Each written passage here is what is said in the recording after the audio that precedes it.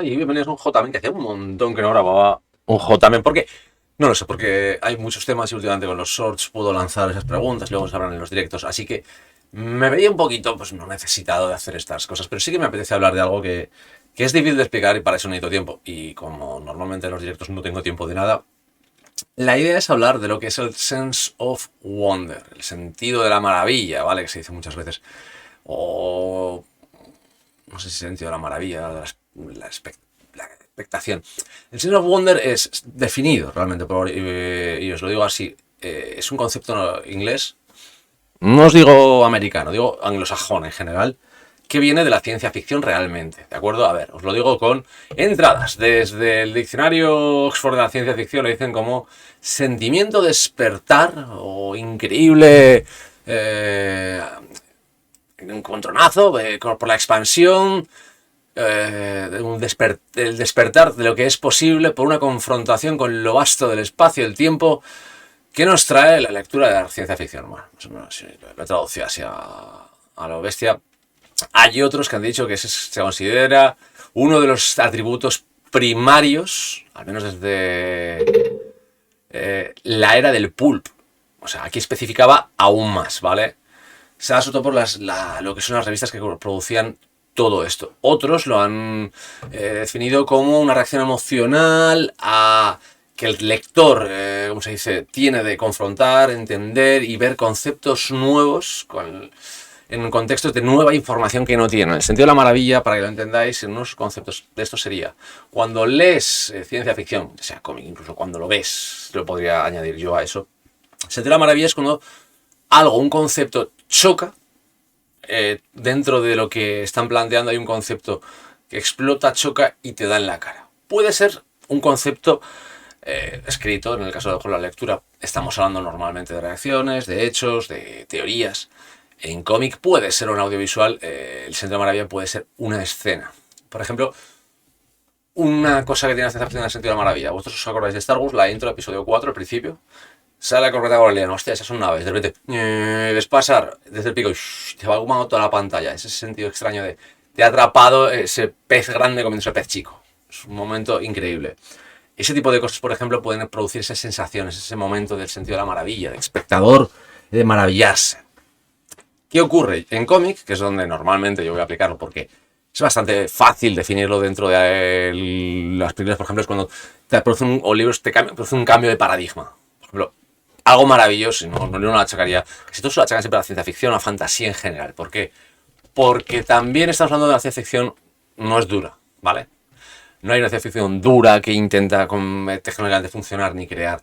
Hablamos de una ciencia ficción, pues el space opera entraría ahí, o la ciencia ficción menos especulativa, sino más fantástica. ¿Por qué? Porque, bueno, también especulativa entraría. Por ejemplo, yo que sé, te puedes ver mucha. Vamos a algo muy fácil. The Expanse, ¿vale? La saga de The Expanse, que es de Cory. Ahí tienes ese concepto cuando encuentran algo, ellos mismos cuando encuentran aquella burbuja con esto, cuando encuentran la protomolécula, todas estas cosas, esos sentidos extraños de acá ha cambiado el mundo. Todo es diferente porque ya no estamos en el mismo mundo porque algo ha aparecido. El sentido de la maravilla puede ser tranquilamente lo que podríamos explicar de una forma oscura a cuando Oppenheimer vio explotar la primera bomba atómica que dijo aquellos, teóricamente leyenda, yo no sé si eso aquello de me he convertido en Sival, el destructor de mundos, pues es que es ese sentido, ¿vale? Pero aplicado a no me he cargado el mundo, quiero decir, a la ficción, a ficcionación, si queréis llamarlo. Es como cuando lees una novela que te pega una hostia semejante que te quedas con. Te deja impactado. Es cuando ves el Club de la Lucha y llega el momento de. Han cambiado la bobina y el espectador no se ha dado cuenta. Te ha dado una hostia y te has dicho, hostia. También pasaba en el libro cuando leías. Quiero decir que eso es el sentido de la maravilla, el sense of wonder. ¿Por qué lo utilizo muchas veces, por ejemplo, para describir a Marvel? Y no lo hago con DC. Este es uno de los grandes conceptos. A DC siempre se le ha achacado, y es cierto, por mucho que hay muchos fans de DC aquí, pues lo siento por vosotros, pero es completamente cierto que DC era una editorial muy moral, muy seria, muy de negocio, que había creado una serie de superhéroes, tenía una serie de conceptos, tenía Superman, tenía Batman, en aquel tiempo tenías una Wonder Woman, por ejemplo, pero Wonder Woman con todo el cariño del mundo, su popularidad siempre bajó, estuvo muy por debajo de sus dos compañeros, y hasta que no llegara Pérez, que el personaje no era tan potente. Y es así, eso lo tenemos que ver mucho a George Pérez. La cosa de todo esto es que tú leías los cómics de DC y eran casos de detectives, eran peleas, eran momentos de héroes, había imaginación, sí, había acción, había sorpresas, todo lo que queráis, pero no estaba ese sentido de la maravilla extraño. Como cuando cogías por primera vez unos Cuatro Fantásticos, sobre todo los de Kirby y las de Stan Lee, y después todo esto. Y podías encontrarte el impacto de encontrarse la zona negativa. Ese es un mundo detrás y todo ese dibujo de impacto en la cara que te hacía Jack Kirby. Ese sentido de la maravilla de Kirby lo tienen muy pocos autores. Muy pocos autores son capaces de crear algo así que entra directamente y te rompe los moldes. Porque tú estabas con los cómics de DC, eran cómics correctos, anatómicamente, funcionaban todo esto. O cuando coges tu propia a Will Eisner y te maravillas, por ejemplo, con sus obras, con su Spirit, veías cómo avanzaba. ¿Verdad? Al verlo evolucionar, tú tenías eso, mejoraba. Pero tú, por ejemplo, te impactabas con un Spirit avanzado, con todo eso que hacía. O te ibas a sus novelas gráficas y te encontrabas con algo extraño. Pero ese senso fondo yo se lo he achacado, pues lo que os digo, a gente como, por ejemplo, Jack Kirby. También se lo he achacado a gente que tiene, a dibujantes normalmente, Marvelitas, es así, Marvel tiene ese concepto de, tú lo ves, es más grande que la vida, es ese momento de que todo cambia. Es decir, Spider-Man está saltando y la gran pelea es voy a morir, me da igual, y se lanza contra eso. Aquel número a página completa que hicieron con Bustema, sale Bustema de Estela Plata, Silver Surfer. Aquel número que hizo Walter Simonson de la muerte de Thor peleando con Jormungand a página. O sea, ese sentido del impacto de la maravilla de hostias. También ocurre mucho, y esto os lo digo, con ilustradores europeos y con muchas otras cosas. El sentido de la maravilla es cuando algo que estás leyendo, y os lo digo así a nivel ya de cómic, produce un cambio. Y siempre intento, o creo que el sentido de la maravilla va mucho a lo positivo. Quiero decir, si el hecho es, hostia, se ha alucinado porque luego ha destripado a un tío, eso no es el sentido de la maravilla, ¿vale? Aunque fuera un... No es eso. El sentido de la maravilla te lo puede dar, por ejemplo, te lo podía dar Batman de Dark Knight, y no es un cómic, es un cómic muy oscuro, pero esas frases, esos momentos que literalmente tiene que volver Batman, esos saltos, esa página en la que simplemente hace su pose de toda la vida rehecha. Cuando lees año 1 y aquello, sí, padre, ser un murciélago, te acaba de redefinir todo un personaje, lo había cambiado completamente. Eso es el sentido de la maravilla. Eso es el Sense of Wonder y es muy escaso normalmente a día de hoy. De hecho, creo que ese impacto se está quedando, aparte de en el cine, en las series o incluso me puedo ir a novelas, en cómics se está perdiendo mucho. No por originalidad, sino porque creo que con los personajes que ya están, los conceptos de los personajes que tenemos es muy difícil conseguir un efecto así, un cambio brutal de paradigma que te da una hostia en la cara y te tumba. Es muy difícil encontrarlo, es muy difícil pensar en algo así de manera que puedas decir, hostia, no existe ahora mismo todo esto, es muy difícil de encontrar, pero suele aparecer normalmente más con dibujantes e ilustradores. ¿Sabéis quién es un personaje que sí que me ha producido ese efecto? Un autor, Daniel Warren Johnson, ahora mismo. Sí que me produce ese efecto de impacto. Es una de las razones por las que me gusta tanto, porque cuando cojo una novela de un cómic de Daniel Warren Johnson, no sé qué voy a encontrarme. Marder Falcon, dije, hostias, metal y un halcón asesino antropomorfizado. Te lo lees y es esos impactos.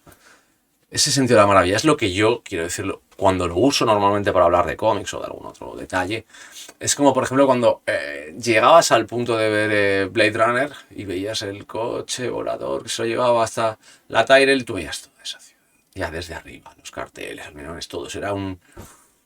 ¡Hostia! Bueno, eso lo digo yo cuando la primera vez que lo vi, de niño. Todo ese tipo de cosas. Por eso muchas veces... a veces, os lo digo, puede ser increíble algo, pero no me produce esos impactos. Por ejemplo, el Batman de Tim Burton tuvo ese impacto realista. No lo tuvo el de Nolan, no lo ha tenido de Batman para mí, de Matt Reeves, pero sí que lo tuvo para mí ese niño, que no había visto nunca ese cine. Ese momento de ver ese Batman, ese momento de que hace... Veías la capa en persona. Pero no solo porque fue la primera adaptación de Batman, sino porque traía consigo un paradigma brutal, y es que podían hacer un superhéroe en cine y era un superhéroe brutal, con unas escenas de la hostia, era un cómic puro y duro con Gotham pareciendo gótica, era todo lo que yo veía en los cómics para mí era eso. Y luego ya os digo, hay muchas cosas que producen este efecto que se dice. Es la ruptura de los conceptos, una ruptura conceptual que te impacta. Sí que lo echan mucho al pulp, por ejemplo, porque decían que aquello que necesitaban el impacto siempre había que buscar ese cambio.